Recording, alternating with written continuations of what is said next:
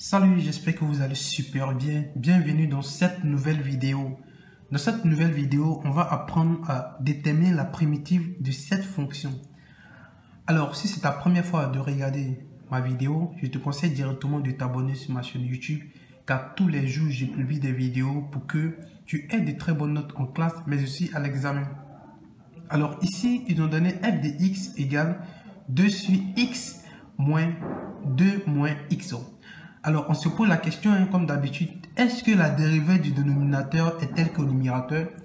Ici, on voit que la dérivée de 2 moins x, c'est moins 1, alors qu'on se rend compte qu'au numérateur, on a 2, pardon.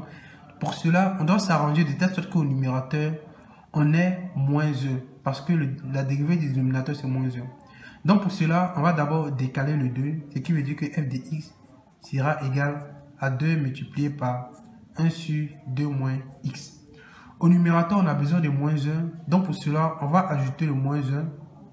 Mais si on ajoute le moins 1, cette fonction est différente de la première. Pour cela, pour enlever le moins 1, on doit ajouter le moins aussi devant le 2.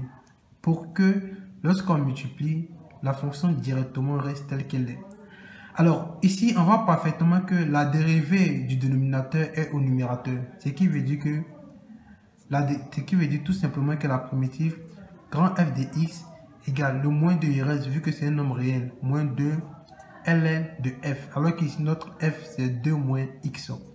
2 moins x plus k. Avec k appartient à r. Alors, j'espère réellement que vous avez compris cette vidéo. On se voit à la prochaine vidéo. Ciao!